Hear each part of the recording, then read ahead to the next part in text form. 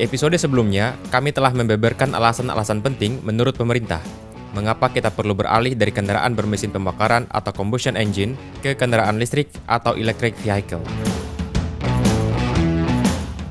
Salah satu alasan pentingnya, transisi itu diperlukan guna menciptakan jalanan urban di kota besar seperti Jakarta yang bersih dari polusi. Selain itu, dengan bertransisi ke kendaraan listrik, pemerintah berharap dapat menekan angka ketergantungan masyarakat pada bahan bakar fosil. Namun, apakah kita memang memiliki cadangan nikel lebih banyak dari bahan bakar fosil?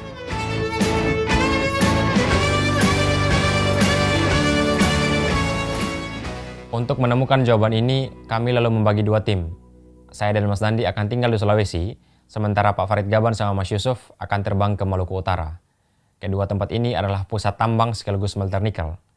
Dan tentu ini akan menjadi pengalaman paling mendebarkan bagi saya dan Mas Yusuf. Karena untuk pertama kalinya, kami akan melihat langsung pusat tambang dan smelter nikel.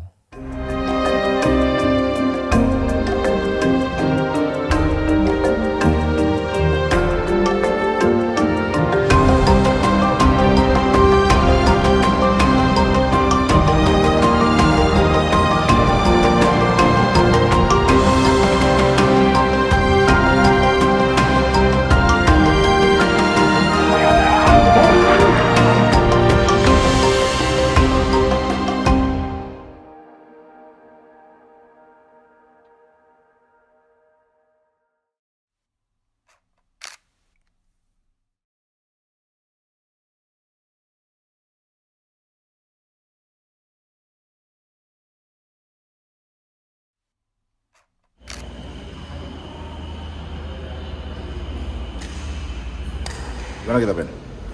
Kita lagi di pelabuhan Bajoy. Menuju mana kita, Mas? Aku lupa. Nggak jelas loh. Kolaka. Menuju Kolaka. Dari Kolaka kita akan menuju ke Kendari. Kapalnya besok jam 10 pagi. Berangkat. Jadi nginep di sini kita malam ini? Kita nginep di sini. Aman? Belum tahu sih. Semoga saja.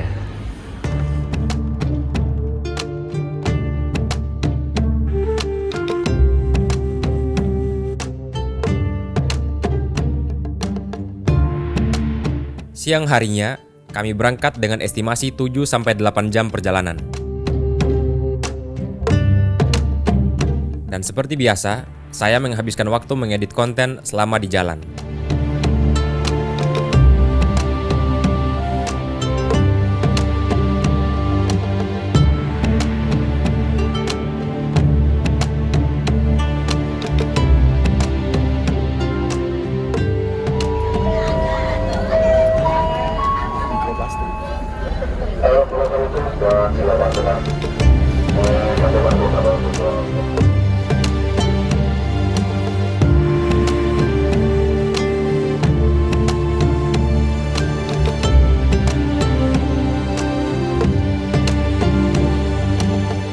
Kami akan berlabuh di pelabuhan Kolaka menjelang malam.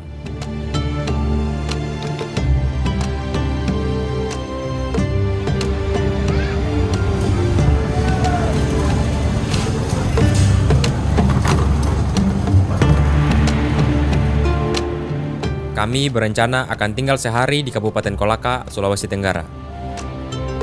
Esok pagi, kami akan ke lokasi tambang nikel yang sudah ditemukan lebih dari seabad yang lalu. Ketika kami mendengar kabar bahwa Ben dan Mas Dandi sudah mulai masuk liputan ke area lokasi tambang nikel, saya dan Pak Farid Gaban lalu lanjut terbang ke Ternate di Maluku Utara. Dan selanjutnya melanjutkan perjalanan ke Pulau Obi di Halmahera Selatan.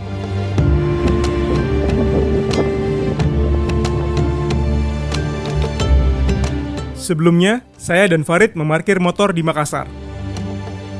Dari sana, kami naik pesawat menuju Ternate di Maluku Utara. Lalu naik kapal penyeberangan feri dan singgah sebentar di Pulau Bacan, hingga tiba di Pelabuhan Jikotamo, Pulau Obi.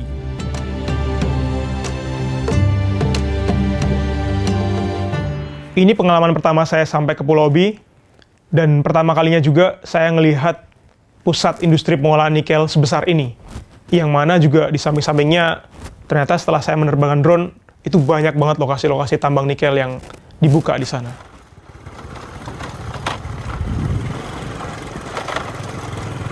Di Kecamatan Pomala, kami mencari lokasi yang aman untuk menerbangkan drone. Dan kami memilih menerbangkan drone dekat dengan permukiman suku Bajo.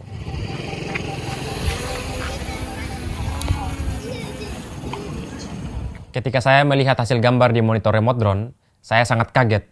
Karena itu pertama kalinya dalam hidup saya melihat bukaan tambang sebesar itu. Dan masih beroperasi.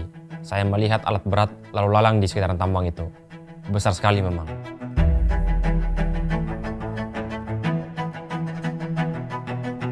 Daerah Pomala memang diakui sebagai salah satu lokasi pertambangan nikel utama di Indonesia, khususnya di Sulawesi Tenggara. Secara global, cadangan nikel dunia mencapai 139,4 juta ton. Tersebar di beberapa negara seperti Australia, Brazil, Rusia, dan negara-negara lain. Dari sebaran ini, Indonesia adalah pemenang dari pemilik cadangan nikel terbesar di dunia, mencapai 72 juta ton nikel atau setara 52% dibanding dengan negara-negara lain. Sumber daya nikel di Indonesia bahkan mencapai 18,55 miliar ton dan total cadangan sebesar 5,32 miliar ton.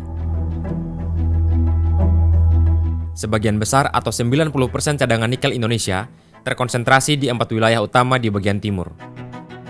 Sedikitnya, Sulawesi Selatan menyimpan 0,60 miliar ton. Sulawesi Tengah 0,80 miliar ton. 1,68 miliar ton berada di Sulawesi Tenggara. Sementara urutan teratas ada di wilayah Maluku Utara, sebesar 1,86 miliar ton.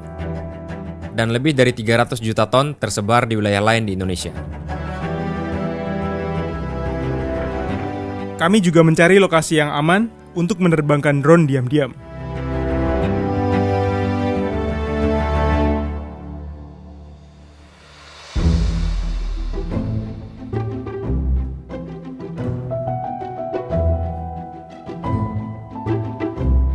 Pas saya menerbangkan drone, saya melihat begitu kontrasnya antara tambang nikel yang berwarna merah, pekat, kemudian dengan hutan-hutan yang ada di samping-sampingnya. Tambang nikel di Pulau Obi hanya salah satu dari ratusan tambang lainnya di Indonesia. Pada tahun 2020, jumlah izin usaha pertambangan atau IUP nikel yang telah menyandang status operasi produksi alias siap menambang dan menjual adalah sekitar 293 izin. Namun, seiring dengan moratorium ekspor biji nikel dan ledakan hilirisasi, angka ini melonjak drastis. Saat ini, total IUP nikel yang aktif dan berstatus operasi produksi telah mencapai 367 izin.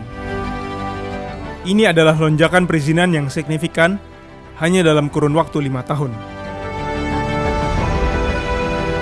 Peningkatan ini adalah cerminan nyata dari demam nikel yang didorong oleh kebijakan hilirisasi. Dan hilirisasi tak hanya menyasar perluasan IUP nikel, tetapi juga smelter atau tempat pengolahan nikel. Hasilnya, terjadi transformasi yang masif di sektor pengolahan. Kementerian Perindustrian mencatat, sampai dengan Maret 2024, Indonesia memiliki total 44 smelter nikel yang beroperasi. Jumlah ini lebih dari 2 kali lipat dari jumlah smelter yang beroperasi di tahun 2020. Dan ini belum termasuk 19 smelter nikel yang sedang dalam tahap konstruksi, serta 7 lainnya yang masih dalam tahap studi kelaikan. Dengan demikian, total proyek smelter nikel yang ada di Indonesia per Maret 2024 mencapai 70 proyek. Lokasi terbanyak berada di Maluku Utara, menampung 18 smelter, dengan kapasitas produksi yang masif, yakni mencapai 6,25 juta ton per tahun. Salah satu smelternya ada di tempat saya menerbangkan drone. Di Pulau Obi ini, selain tambang, sebuah smelter bernama Halmahera Persada Lijen atau PT HPAL telah beroperasi sejak Juli 2021. Proyek ini adalah bagian dari Proyek Strategis Nasional atau PSN di era Presiden Joko Widodo. PT HPAL adalah anak perusahaan dari Harita Group, sebuah konglomerat bisnis yang dimiliki keluarga Lim. Perusahaan ini bermitra dengan Legend Resources, atau perusahaan asal Tiongkok yang memiliki jaringan pemasok ke produsen baterai besar, seperti Contemporary Amperex Technology Co. Limited atau CATL. CATL adalah produsen baterai kendaraan listrik terbesar di dunia. Jadi lewat pemasok baterai seperti CATL dan beberapa pemasok baterai listrik dari Korea lainnya, nikel-nikel milik Harita Group ini kemudian secara nggak langsung masuk ke rantai produksi kendaraan bermerek-merek global lainnya. Sepertinya kami harus melihat langsung di Jakarta mobil-mobil dengan merek ternama ini.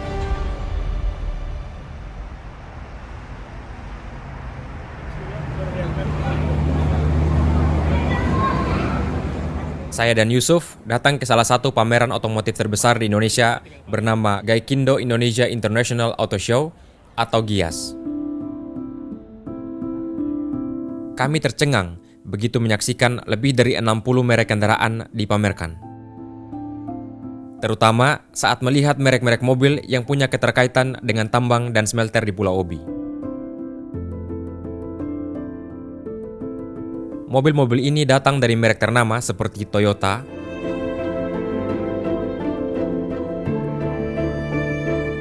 Honda, Volkswagen,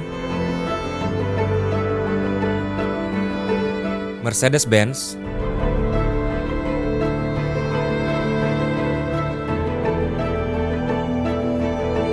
Ford, dan BMW.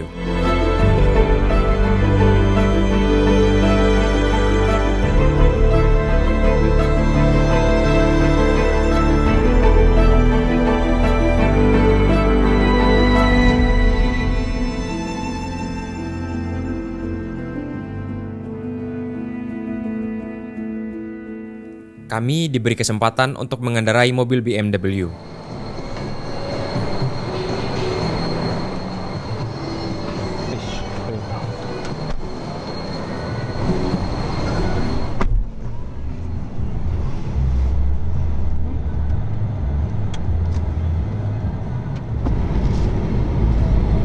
Ini di sini semuanya full listrik ya, Mbak?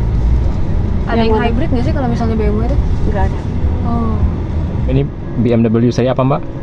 Ini i5, Pak. i5 ya? Iya. Oke. Ini berapa, Mbak? 1M. Sorry. Ini 2M. Ini i5 ya? Iya. 2M. 2M 200. 2M 200. Kayaknya Pintu enggak samping ada. kirinya Mbaknya kurang keras kayaknya. Oke. Nah, beda banget sih sama mobil mobil konvensional dan Apa bedanya? lebih halus. Ya, nggak ada bunyi ya. Tapi ini juga BMW kan? Oh iya benar. Ya nggak ada bunyi ya. Ini kalau misalnya ngisi dayanya berapa lama, Mbak? Ini ngisinya itu bisa 3 sampai 4 jam. Untuk Yang berapa kilometer? 100 kalau yang fast charger. Oh, Sofian. Sepanjang berkendara, tak banyak yang bisa saya lakukan selain merenung. Apakah semua fasilitas dan kenyamanan dari mobil ini memang didapat dari proses yang bersih?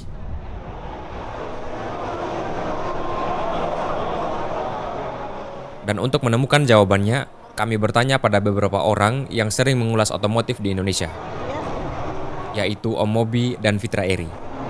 Mobil listrik kan dia tidak ada polusinya sama sekali ya, karena tidak ada pembakaran. Namun sebenarnya itu banyak tergantung sumber listriknya dari mana ya. Sumber listrik di Indonesia kan masih bercampur nih ya, ada yang emisinya tinggi, ada yang rendah, ada yang tidak ada emisi, ada yang renewable resources. Nah, mudah-mudahan nanti ke depannya Indonesia listriknya akan berubah pelan-pelan menjadi renewable resources yang kita akan kaya sekali. Indonesia kaya sekali akan renewable resources. Mudah-mudahan arahnya ke situ dan akhirnya benar-benar 100% bersih untuk mobil listrik.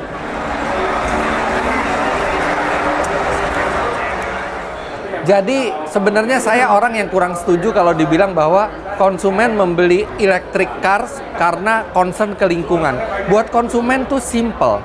Berapa harga yang harus dibayarkan, apa yang dia dapat, benefit apa yang dia dapatkan dengan mobil itu. Nah, dengan adanya peraturan pemerintah yang mendukung mobil listrik, orang semakin banyak benefitnya ketika membeli mobil listrik.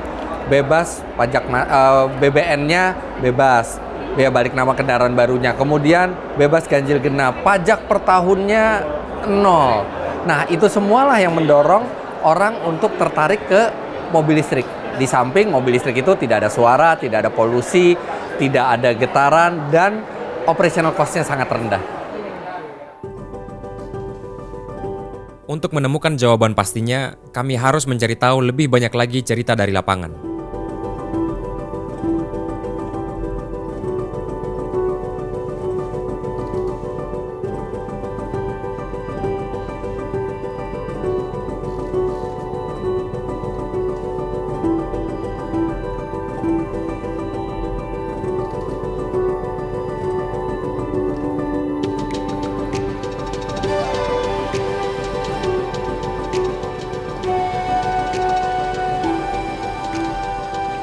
Di episode yang akan datang, kami akan mencari tahu apakah mobil listrik dari nikel dapat menyelesaikan persoalan di kota.